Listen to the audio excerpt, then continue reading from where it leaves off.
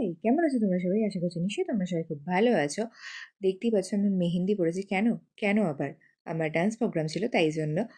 আর এটা অর্ধেক মেকআপ করে আমি বেরিয়ে পড়েছিলাম আর কি আন্টির বাড়ি যাওয়ার উদ্দেশ্যে। তারপরে ফুল রেডি হয়ে পৌঁছে গেছিলাম হলো আমরা কোথায় যেন? হ্যাঁ, রথীন্দ্র মঞ্চে। সেখানে ছিল আমাদের প্রোগ্রাম। অ্যান্ড এই হলো আমাদের ফাইনাল লুক। আর আমরা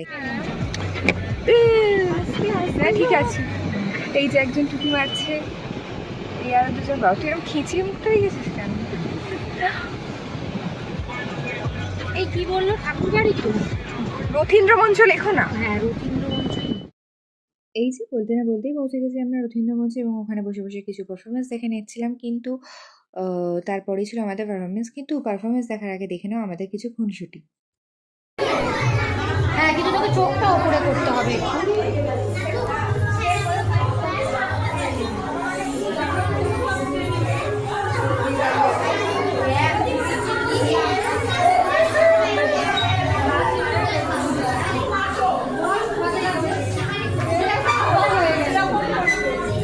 আমাদের ফটোগ্রাফার দিদি, ফটোগ্রাফার দিদি মুখটা দেখে।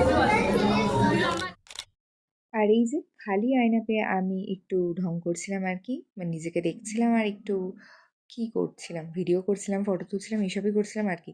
আর এগুলো কিন্তু আমরা সব পারফরমেন্সের পরেই করছিলাম। পারফরমেন্স আমাদের আগেই হয়েছিল, কিন্তু তোমরা একটু পরে দেখছো। আর সরি, কারণ এখানে আমি আর গানটা দিইনি, কারণ গান দিলে আবার কপিরাইট চলে আসে সব জায়গা থেকে।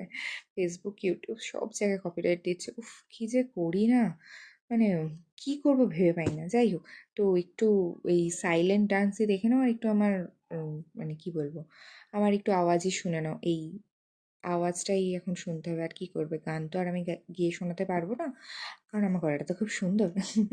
আর এই হলো কিছু ছবি, যেটা হলো আমাদের ফুল গ্রুপের। আন্টি রয়েছে, মাম দিদি রয়েছে এবং আরও বাকি সবাই রয়েছে এবং ভীষণ ভীষণ ভালো ভালো ছবি তুলে দিয়েছে হলো আমাদের সুলগ্নাদি, কারণ তার ফোনটা ছিল হলো আহা পুরো ক্যামেরার সমান।